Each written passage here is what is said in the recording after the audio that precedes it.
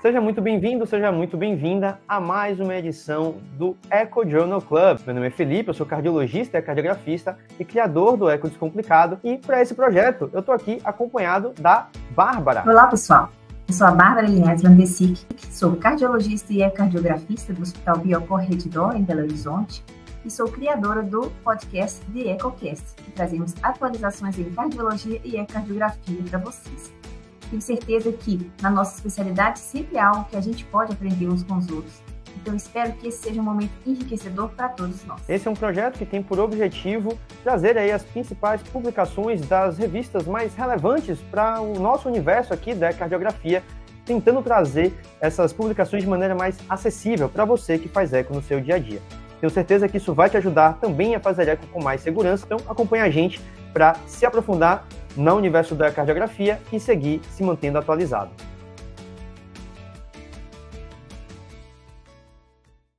Então, vamos lá. Esse artigo também da JACE, de outubro desse ano, 2024, fala sobre a reclassificação da dilatação aórtica em pacientes com sobrepeso. Não é de hoje que a gente vem falando sobre sobrepeso, sobre obesidade, inclusive sobre o volume do ato esquerdo já é muito bem falado que ao invés de indexarmos o volume do ato esquerdo pela superfície corporal, deveríamos indexar pela altura do paciente, que não muda, ou pelo peso ideal daquele paciente. E agora o artigo, então, fala sobre essa indexação da dilatação aórtica.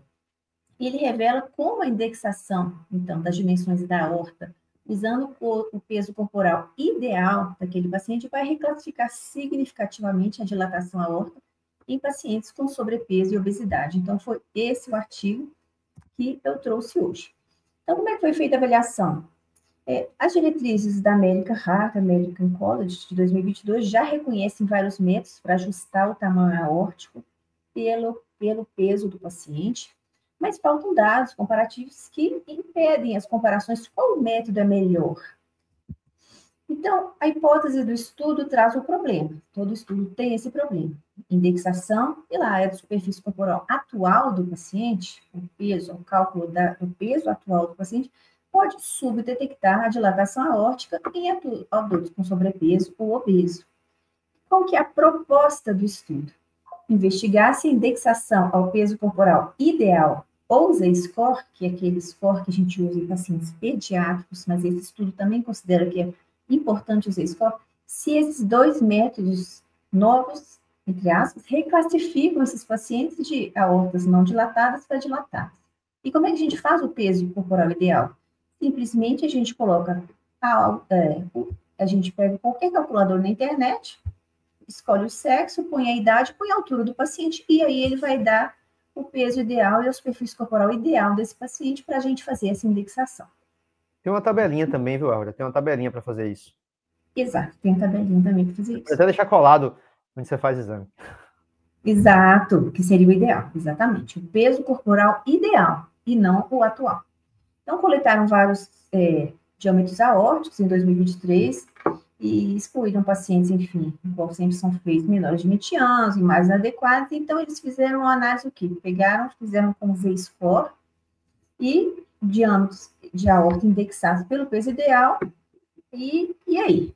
E aí, os resultados são já imagináveis, que a gente já teria na cabeça, sim, mas já estão provados. Então, utilizando o Z-score da raiz aórtica, ou seja, foram 485 pacientes incluídos, e se a gente for considerar o Z-score acima de 2 como alterado, né, que a gente consegue perceber que, principalmente nos pacientes mais obesos, ou seja, com o IMC acima de 30, existe uma diferença muito importante na classificação da dilatação aórtica. Se a gente for pegar o peso atual, os pacientes sempre estão mais ou menos próximos do normal, ou seja, um Z-score abaixo de 2.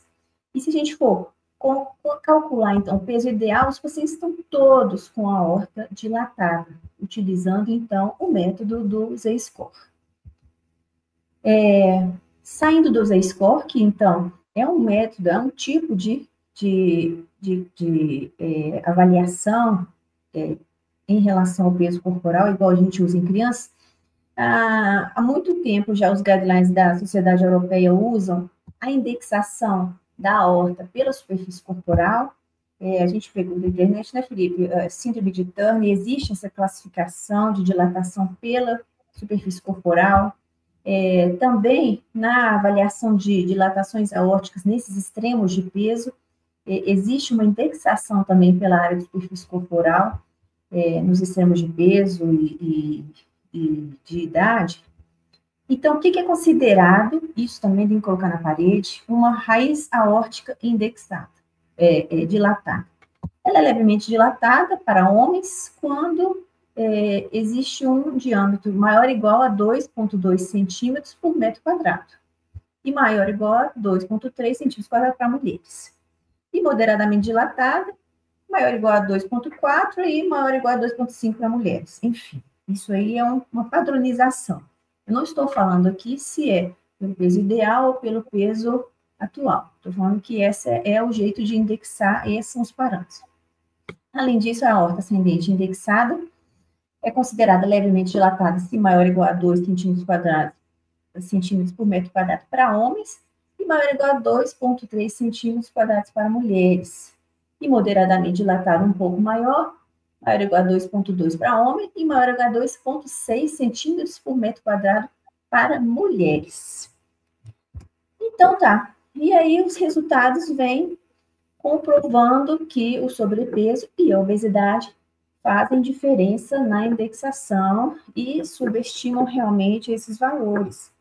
Então, se a gente for considerar a indexação da raiz da aórtica por aqueles cortes que a gente considerou, considerando o vermelho o peso atual e o amarelo o peso ideal, a gente atualmente está medindo pelo peso atual e existe uma subestimativa, ou seja, eles não estão dilatados na maioria desses pacientes, principalmente quando o IMC é alto.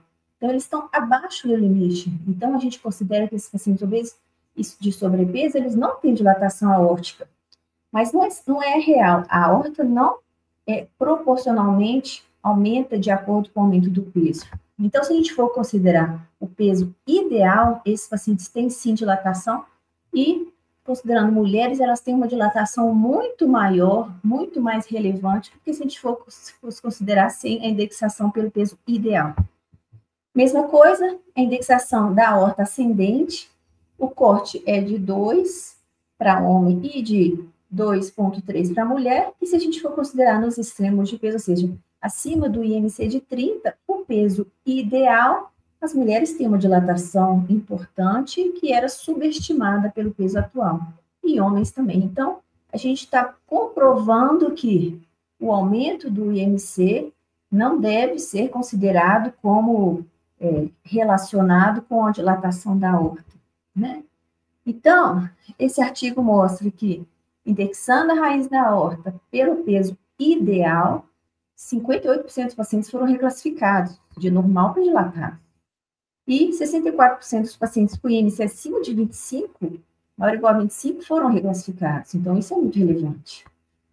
Além disso, a indexação da aorta ascendente pelo peso ideal, 86% dos pacientes foram reclassificados como dilatados. E 88% dos pacientes com IMC maior ou igual a 25 foram reclassificados. Então, isso é um dado muito relevante, que muda a vida, né? Então, qual é a implicação clínica? Indexar o peso ideal reclassifica pacientes de normal para dilatado. Existe uma potencial mudança na vigilância e tratamento desses pacientes, mas ainda não há um acordo. Qual a abordagem melhor? Nenhuma diretriz falou assim, a partir de hoje vamos fazer isso e ponto final. E o artigo, então, chega à conclusão que indexar pelo peso ideal pode melhorar a detecção da dilatação aórtica e mais pesquisas são necessárias para comparar esses métodos de indexação para determinar a abordagem ideal para nós, cardiografistas, para a gente chegar a essa conclusão. É isso. O que você acha disso, então? Vamos pôr em prática? Na verdade, eu já defendo há algum tempo, né, nas redes sociais, né, tanto lá no Instagram como aqui no YouTube, que a indexação ideal da aorta, para mim, não deveria ser o peso, né? Para mim, a gente tem alguns trabalhos, tem um trabalho que eu cito bastante, que é de 2019 já. Eu esqueci agora, acho que é um grupo da Universidade de Stanford, se não me engano, que traz uma tabelinha bem bacana de indexação por altura apenas. Por altura, isso. A indexação por altura torna, embora, e de maneira indireta, é o que você faz aí, né? Porque se você parar para pensar, se você está olhando o peso ideal, e o peso ideal é dado pela altura, você está meio que pegando um desvio, está fazendo uma triangulação com a altura, mas na prática o que você está considerando é a altura do paciente. Então, a indexação por altura é mais um trabalho que mostra que talvez a gente não deva se preocupar em indexar a aorta para a superfície corporal do paciente, né, considerando o peso dele, mas sim a altura do paciente, né? O que determina se aquela aorta está dilatada ou não é a relação daquela dimensão, daquele diâmetro com a altura dele. E isso até facilita a nossa vida, você não precisa ficar fazendo cálculo, né? Nem de superfície corporal, nem de peso ideal, como é que você fez aí. Mas provavelmente você lança a mão com indexação por altura e você faz isso, você acaba sendo mais acurado nessa avaliação, ao mesmo tempo em que você acaba tendo sua vida facilitada, né? Então, eu acho que é mais um trabalho que caminha nesse sentido aí, e que eu espero que as diretrizes aí mudem e simplifiquem a nossa vida, porque fica essa confusão, e eu acho que simplificaria muito para a gente se a gente pudesse analisar dessa forma, né? Eu tenho por hábito dar o diâmetro absoluto, e eu, quando percebo que é um paciente de extremo de altura, principalmente, né, seja ele falando para o outro, eu costumo colocar a indexação para ficar mais palpável ali para o clínico perceber que aquela aorta está dilatada ou não. Mas aí vai de cada um, não é obrigatório, na minha opinião, descrever a indexação, mas eu acho que a gente tem sempre que estar tentando ajudar ali, tanto o paciente como o coleguinha, né? Então é isso, espero que vocês tenham gostado. Assim, esses artigos trazem, né, informações importantes para a gente começar a pensar, né? Bem prático, bem do nosso dia a dia esse aí. Exato.